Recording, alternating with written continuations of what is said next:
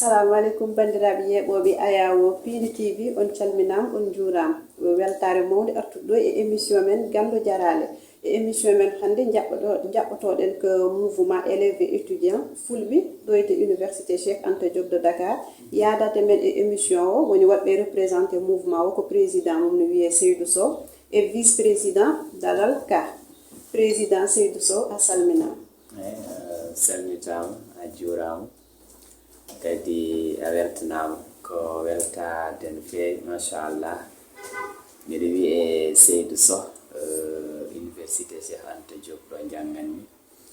faculté des lettres et sciences humaines ɓe jeeya diwan Mbour ko weltade no feewi machallah ko weltade no feewi hande oɗo émission ko weltade tan belto kadi e Pini TV nal fof machallah. Merci beaucoup président Sow vice-président monsieur Ka. Assalamu alaikum on calminama on fof goto kala inde mum e yettode mum mbiɗen calmina kala ceetanaɗo Pini TV donc minen min gari ɗo ka inde MEF mbiɗa wiye Dalal Ka eyyi min gari ɗo hande e Pini TV laydude kala mo gandanɗa hoorema ko ɓiɗɗo pullo bo gonɗo to université Cheikh Anta Diop mo Dakar woni noon kala ɗo ɓiɗɗo pullo woni mbiɗen mo calmina mbiɗen bismo président Seydou Sow gartanamen e présentation fedde mouvement élèves et étudiants fulɓe eyyi machallah ɗandi mouvement des élèves et étudiants fulɓe ɓuri andirede hande MEF nder campus universitaire e nder espace he ko MEF tan wiyete woni mouvement des élèves et étudiants fulɓe MEF noon ɓooyi waɗede créé saabu MEF waɗama créé depuis 2005 eyyi mawniraɓe amen idinoɓe amen université ɓe ganduɗa ɓe pulago en ɗumen ɓendi kadi heɓe beela culture o kadi nene heɓe jiiɗi tala ɗo ɓe goni ɓe kollirɗon culture o kadi ɓe kollirɗon pulago o ɓen mbaɗno créé on ɗon mouvement woni MEF noon ko mouvement hande mawɗo keɓtinaɗo kadi e nder université e foof tallo mo namneɗa hande hoko woni MEF nder campus e so tawi o ɓooyi ɗon seeɗa tan ma andu hoko woni mouvement des élèves étudiants fulɓe MEF ina jogui récépissé jogui kayitaji ɗi ganduɗa ɗi kam ɗi kollirta kat mouvement o ko baɗɗo légal kadi ko baɗɗo légitime en quelque sorte ɗum woni hande mouvement des élèves étudiants fulɓe dentinɗo en ɗo ko mouvement mawɗo dentinɗo fulɓe foof wona noon fulɓe ga wona fulɓe ga tala mo ganduɗa tan ka élève walla ka étudiant walla élève étudiant mo ganduɗa o ka pullo tan haɗa jilla on ɗon mouvement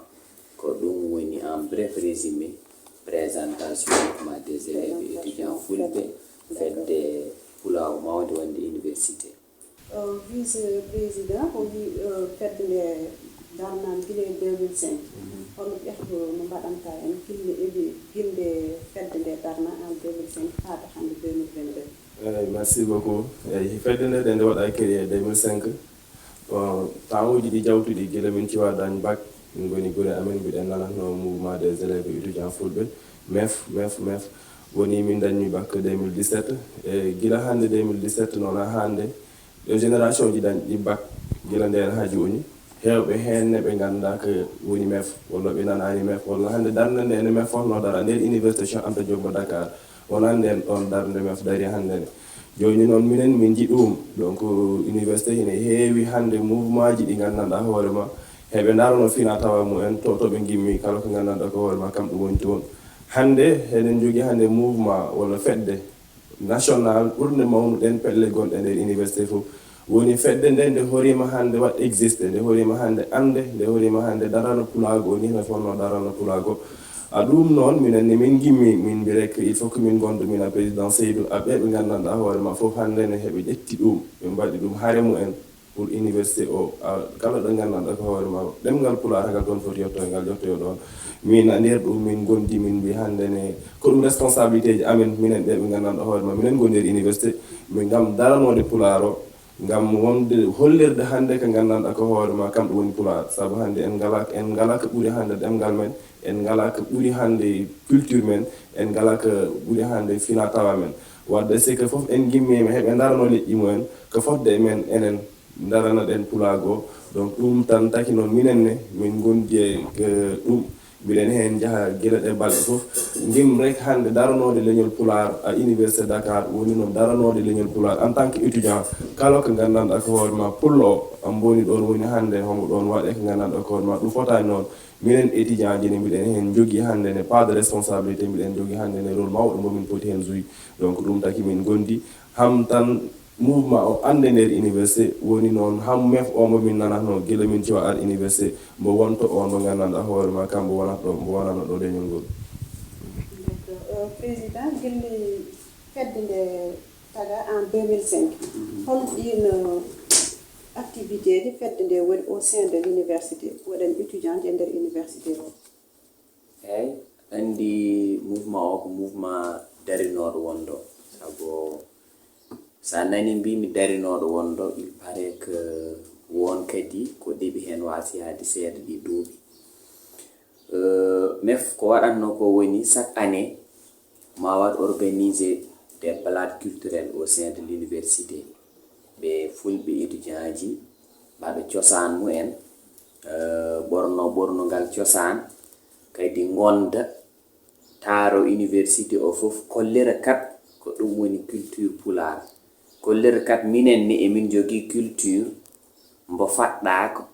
paɗɗuɗo belɗo kadi hollirde ko on woni o culture amen bomin kollirta heɓe kadi mbaɗatno chaque hitande ɓe nodda artiste mawɗo ɓe gaddi ɗon Abou Djouba ɓe gaddi ɗon Hassan Guir ɓe gaddi ɗon artiste aji mawɗi ɓe ganduɗa ɓe garni ɗo ko weltinde fulɓe ɓe addiɓe ɗo hande ko comme no leƴƴi goɗɗi goni ɗon université fof en pottiti ɗon sa nani université ko c'est le Sénégal en miniature kamɓe fof pottiti ɗon ethnie ji kewɗi pottiti ɗon goto fof kadi mo yiɗi hollirde hoore mum ɗum noon mouvement des élèves étudiants fulɓe ne siɓe jiiɗi hollirde koye mumen il faut kamne ɓe gadda ɗon artiste o ɓe ganduɗa ɓe jilla koye mumen ɓe so gari ko pular jimata ɓe so gari ko pular layata ko ɗum woni activité ji ɗiɓe mbaɗatno wadde nuit culturel mawɗum ganduɗa o voilà artiste a renommé e nder pulaɓe on ɓe gaddata walanaɓe hirde ha guite laaɓa heɓe mbaɗatno kadi so lewru korka ari ɓe mbaɗa organisé kumtari pour étudiant ji fulɓe wonɓe ɗon fof ɗin ɗon activité ji fof ko nder mef ɗi mbaɗateno ko alda ɗum kadi heɓe mbaɗatno des conférence uji ɗi gandanɗa ɗi koye ɗemgal pular hollirde kadi richesse on culture pular o jogui richesse kadi on ɗemgal ngal jogui ɗum fof ko activité ji ɗi mef waɗatno kono en jii ɗi duuɓi ɗiɗi jawtuɗi woni 2019 woni 2020 et 2021 mef ina ɗeɓi ruttirade caggal seeɗa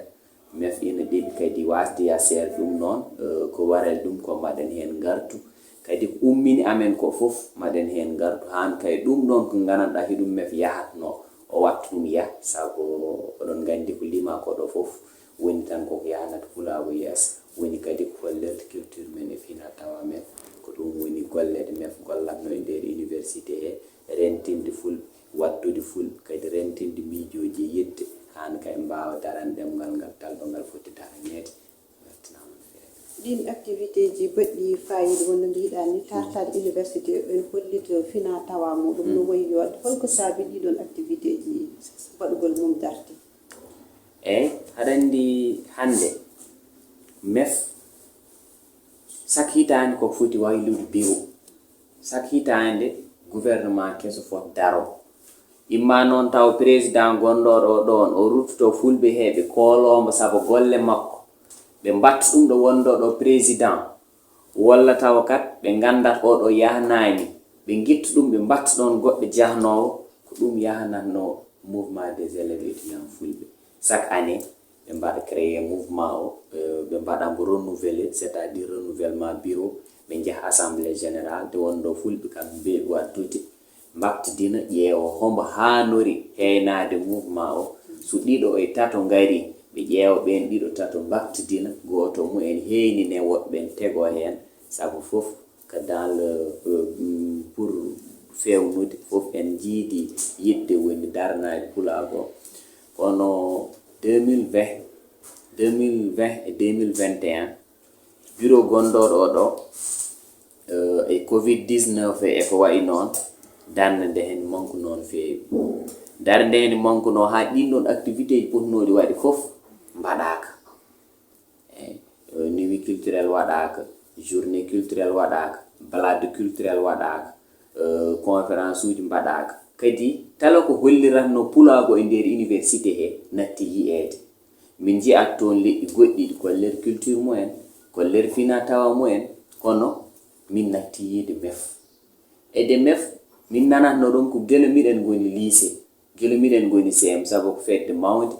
min gari ɗo noon depuis 2018 min ji'ani kadi ko darni ɗum ko feewi ɗum taki min potti fulɓe université fof feccere nden ndendi min mbi kat ɗum ɗo il faut mbaylen ɗum il faut ƴeewen ɓe ngannduɗaa ɓe kamɓe gonɗo ɗo ko ɓooyi laydere mumen mbiyen ɗumen kat ƴeewen no baklatirɗen ko woni ko ɗo si ɓe jaɓi gonden ligguɗen ko ɗum hanno ɗi duuɓi ɗiɗi fof mouvement o yaarani no fonno yaarude ni ko bureau gonɗoɗo ɗon activité ji ɗi timmani no feewi a covid o e ko wayi noon ko teppuno ko mouvement o ɗin duuɓi ɗiɗi ko noon yaaruno. D'accord monsieur Ka hollirde fina tawa mum e saha kal ɗon e nder université wurtinde pular no weli ha may mbi quand même en jejjirta kon étudiant wonɓe nder université côté social et pédagogique holko mouvement élève étudiant fulɓe gollanato étudiant ji wonɓe nder fedde nde. Eyyi merci beaucoup saabu sika ƴeewi hikka minen hina jiya hannde combat ji ɗiɗi min ƴetti pour mef hannde on mouvement woni social o pédagogie o sabu hannde ɗo ɗumin tolni hannde hene heewi min yiɓe amen heɓe amen nodda sénégal anin ɗum woɗɗiri kala région ji sénégal hannde ne ɓe gimmoto ɓe ngara dakar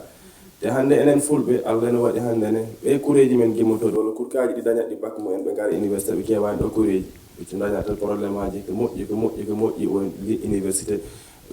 ɓe dañat probléme aji ɗo ɓe koɗi ɓe dañat probléme aji woowde université sabu ɗo ɗo ɓe gonɗo a université ɗum jiiɗa woni noon dakar ne wonno ɗum namdi ɓen noon hino waɗi hen siko ɓe ngari dakar ɓe tampan no feewi hekka noon walla ɗi année jawtuɗi hay sika no woɗatno ɗon mbiɗen cohli ɓesdude hande social o hande kala no ɗum wawi hande min mbadda hande ɓiɓɓe fulɓe ɓe yontaɓe leñol min nodda ɗumen ɓe ngara ɓe mballa amen ɓe jaggirana amen ha ɓe gandanɗo hoorema jangga jaam kamen gonat ɗo ɓe darono pulago siko ɓe ngari université mo dakar hande ɓe mbawa wonɗo ɓe goni ɓe mbawa janggoy ɓe garta hay ɗum ko ɗum minimum ko gandanɗo ko hoorema minen en tant que ancien ji en tant que aussi yimɓe ɓe gandanɗo hoorema mbiɗen cohli darana pulago mbiɗen cohli darana ɓeɓɓe fulɓe min jaaha condition ji hamin lijjita hande ne hino wawi tawa ko cuuɗi hino wawi tawa ko galleji aux alentours de université ha ɓiɓɓe fulɓe ɓenen aratɓe ɓe tawa amen dakar ɓe ngala koreji dakar siki min potte mo en université min balla ɗumen ɗo ɓe koɗi ha ɓe mbawa janggu ɗum ko gueɗe social he sa ƴeewi to tinete pédagogique to hande mef comme structure mo gandanɗa hoore ma mbiɗen cohli hande ne kala département walla kala faculté gonɗo université Cheikh Anta Diombo Dakar min daña toon mef section mef woni mef fasec woni mef fac lettre mef fac science mef fac médecine har noon gasa donc ɓen siga période accueil nouveau bachelier ji poti ko on mef yahata toon gam wadde recensé étudiant ji haal pular ɓe gandanɗo hoore ma ɓe dañi bac mumen ɓe mballa ɗumen a documentation ɓe mballa ɗumen a orientation ɓe gandina ɗumen ni no gandanɗa hoore ma noon université yahata noon systéme LMD yaharata comme on mo gandanɗa hoore ma kammo jangguinten woni noon ɓe mbaɗa feere ha ɓen siko ɓe gari université ɓe mbawa won exactement a bien he ɓe ganda que ni no ɓe poti daroro ni no ɓe poti jangguir ha ɓe dañata probléme au niveau du campus social donc ɗum ko woni gandanɗa ko hoore ma minen ko ɗum combat amen mo min cohli darno ɓe gandanɗa hoore ma heɓe keeci amen ne ko ɗum woni ɗum ko gandanɗa o ko hoore ma nden darde min cohli darde on orientation min cohli o mef dara saabu hene moƴƴi hene weeli hannde ne darana ɗen fina tawa men kolliren culture men woni siko étudiant ɗi dañani ɗo ɓe goni hannde ɓe dañani ɗo ɓe koɗi walla hannde ɓe janggani ɓe mbaɗani validé ɗum waɗat impacté hannde ne culture o ɓe mbawata darana culture o wadde noon mamin darana culture o machallah woni noon côté social o côté pédagogique o ne mbiɗen hen cohli darana kala ɓiɗɗo pullo mo gandanɗa hoore ma a dañi bac haɗa men tawente nder université Cheikh Anta Diombo Dakar aussi. Président président Seydou Sow hol erama watta e yontaɓe leñol ha ngara jaggana mefo jungo afin que mouvement o en yaaru yeeso eyyi haɗa andi komin layi ko ɗo fof min gono wawa wadde ɗum tan mamin dentin doole amen avant tout mais il faut kadi yontaɓe leñol ngara mballa amen e komin jekkidi ko saabu hande député ji fulɓe ministére uji fulɓe hewɓe ganduɗa hande sa wi ɗumen mef heɓe gandi mef saabu ɓe ɓooyi nan mef kadi ɓe ɓooyi yiide golle mef heddi noon ko min mbatta tan ko erago min bertat kadi juuɗe min mbiyaɓe yoɓe jaggiran pulago o saabu université woni toon ko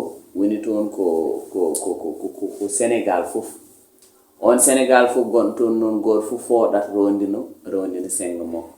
wadde minenne miɗen jiiɗi yoɓe amen jaggiran ɓe daro e activité ji he daro kadi e financement he ƴeewa dal talo ko ganduɗa heɓe ɗum mbawi wallatir mouvement o ha yaha yeesa yimɓe hen jakori no feewi han kay golle amen ɗe min ƴettani nde mouvement o mbawa yuɓɓude saabu université kam woni toon tan ko elawoɓe étudiant ji mouvement o ne ko ɓen tan goni hen eɓe mbawi noon kono mbawal mumen fotani noon wadde heɓene darde mumen nder mouvement he wona ko ina yejjite fof en min noddiɓe yoɓe ballu amen e mouvement he han kay wawa yarum foti yarude ni beltanam no fewi a weltanam président konngol ma battidigol mintaji men nani gas eyyi aɗa andi hande ko weltare saabu député Adam Sow ina wiyatno Allah yurmi yaafo il faut mbaɗen revaloriser culture o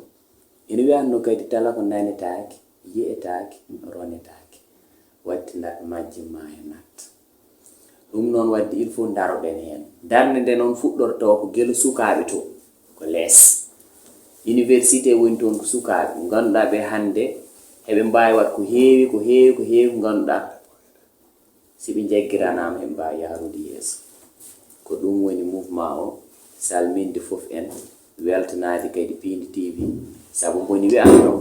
yoɗen mbaɗat jamaji jumaji e galleji hoko tegatno hen wadde téléji e radio ji ɗum ɗon noon wadde miɗen beltano Pindi TV naɓe no feewi saabu ɗi téléji ɗi ganduɗa kadi ko téléji fulɓe kam ɗi mbaɗata revaloriser culture o ko ɗo ɗemgal ngal haalete ɗum fof ko weltare men no feewi machallah